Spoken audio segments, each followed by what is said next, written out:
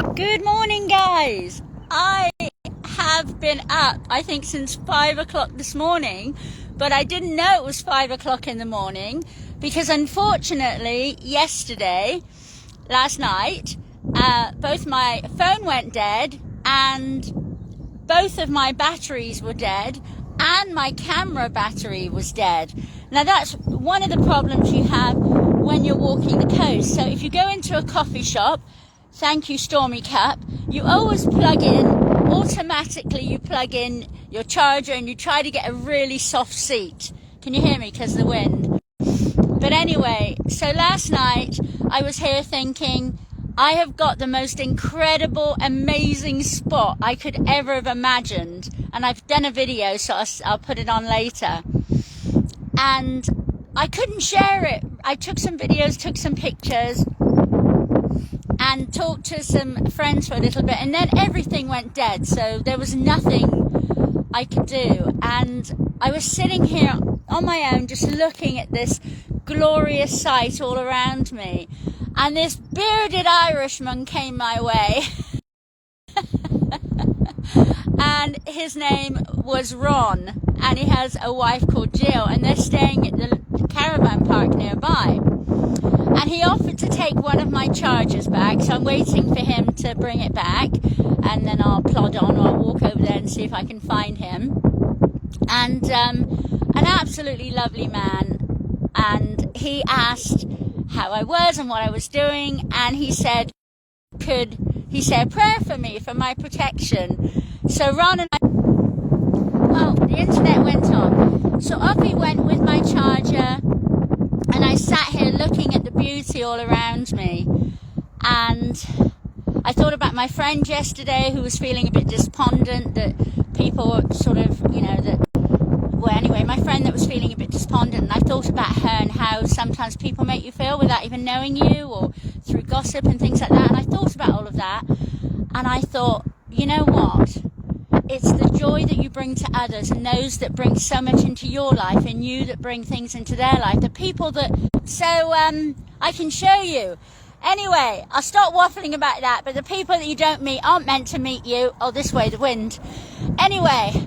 And then suddenly another man came along with his dog Finn, and his name was Mark, and he was also a strong Irishman. There's something about the Irish, they always call you pet, and they always want to protect you and make sure you're okay.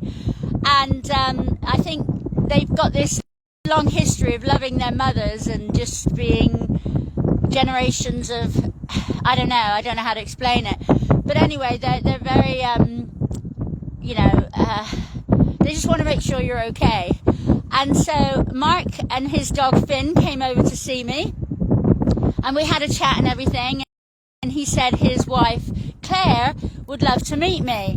And so he then took my battery charger and my other charger back to his caravan with him. And we've just got my devices.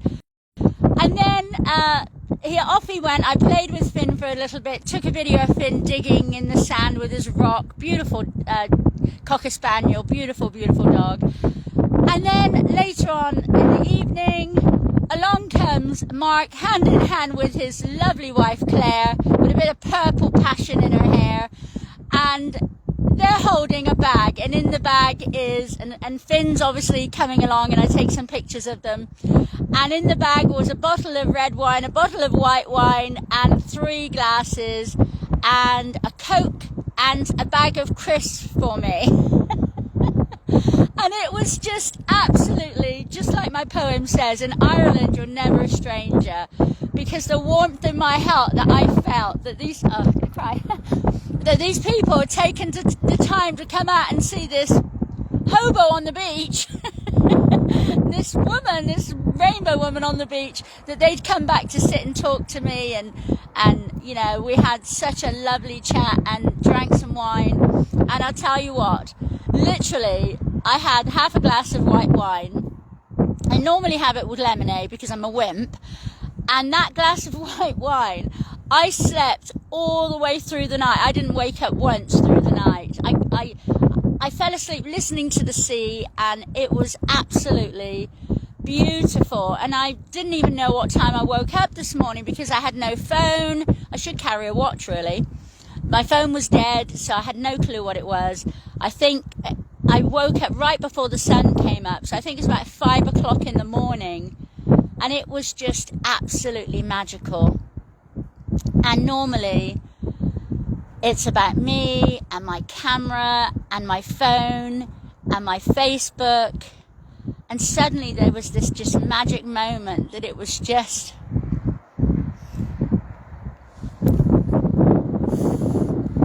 me and this wild world out here, the sea and the sand. And I remembered how it made me think of how this journey has healed me, how this journey has brought me through so much. And as I dipped my comb into the into the salty seawater, and I'm combing my hair and trying to put it back into a ponytail, and I can smell the salt as I'm combing my hair, and I thought maybe I'm part of this incredible creation, this sea, this landscape, this beautiful land that we live in. And we go across to Spain and Portugal and all these other places without realizing what's on our back doorstep. And I had no idea what this Northern Ireland coastline was going to be like, or what the people I'd meet. And it's just this magical thing that I can't express. And it was just me and this beach, and I could hear seals, and I saw this heron out there getting his morning breakfast, and I couldn't take pictures. I turned my phone on once and got a picture of the sunset from my tent, and then it clicked off. But let me show you where I am. I've already put, sorry, I got emotional then. I've already put Aggie away because there's supposed to be rain coming. So there's nothing worse than putting your homestead away in the rain. I'm not sure who's watching at the moment. It's a bit early for everybody. But this is the majestic, magical place that I found last night. Now, there's a caravan park here. I believe it's Sunny. I can't think of the name, but I'll put it on here because honestly, guys, if you get a chance to come to this caravan, Sunnymead, I think it is. It's such a glorious place. So over here is a little chair and a little fire. I'm told that some teenagers come sometimes, and which I think is lovely. They get off their PlayStations and stuff, and they come sit around there. If the internet stays on, I'll take you. But this is where I woke up this morning. It's absolutely glorious. There's my flat spot there where Aggie was.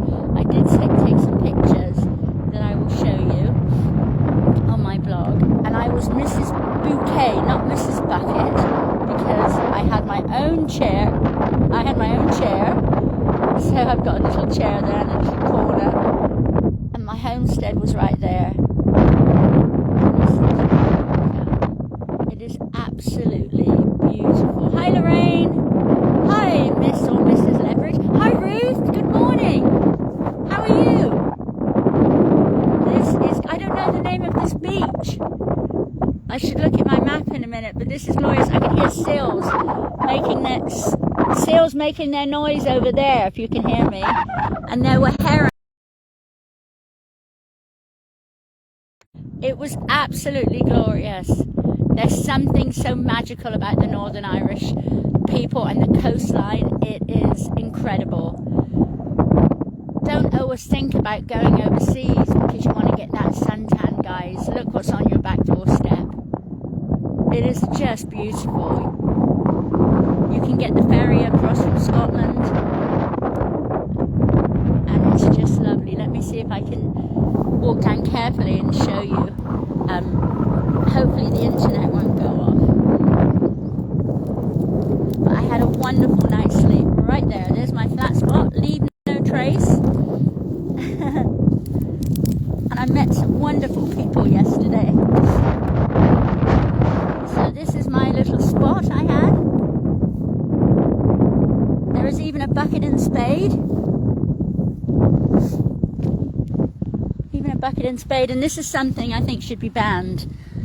Look, helium balloon. I've seen them on beaches everywhere.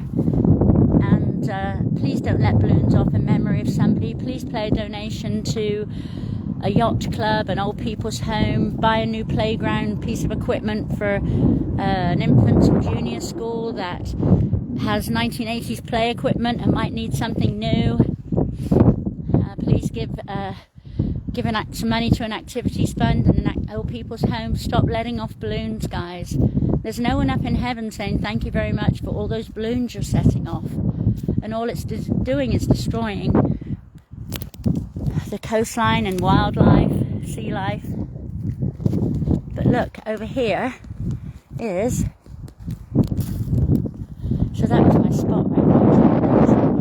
And over here is... I chose not to camp here because I wanted to be on the highest spot of the grass. Not sure who else is watching, but good morning. So I came along this glorious beach past, what did I say it was called? Sandy Mead Caravan Park or something. I said it just now. But look, so some teenagers come here and they just get together and have a chat and have a fire. And I like the fact that they've done it on the sand and they've got the rocks around and they're not burning grass, which is really good. And they've had no barbecue grills here. So they've done it in a nice way to try and keep, you know, I mean, it's not leave no trace, but if they come here all the time, it's nice that they've got a place to come. They've made themselves some little benches to sit on, and there's a chair. And I thought about putting Aggie on this little dock thing, but I just peeked a little bit further to find that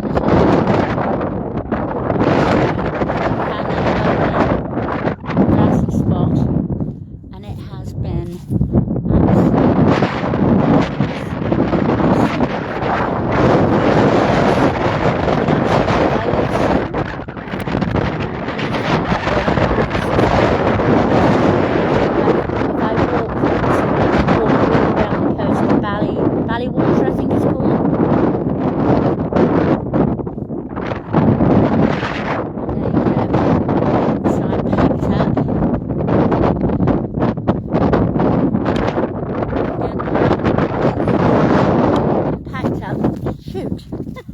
I just had a little trip on that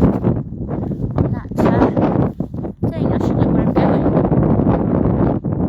Anyway, so that's where I camped, right there. Look, people have left dog poo. So if you're local here or you're in the caravan park, I've already got a little bag of rubbish to carry. So if someone's walking here, maybe they can pick it up. Anyway. Right, guys. Have a lovely day and get outdoors, get the fresh air in your lungs and enjoy life. And thank you so much for the lovely lady Elma in the Donaghadee lifeboat shop yesterday. She gave me a little Donaghadee pin. We had a nice chat, and even though I didn't get to meet the crew, unfortunately, I got to chat with her, and so many people in Donaghadee were just so absolutely lovely to me. And they've put a little picture of me in the shop chatting to Alma on the Donaghadee page. So, and you know, I'm here saving lives at sea, every hour in a life station, at work, selflessly volunteering to protect our seas and our coastline and all of us. My next lifeboat station is Portaferry.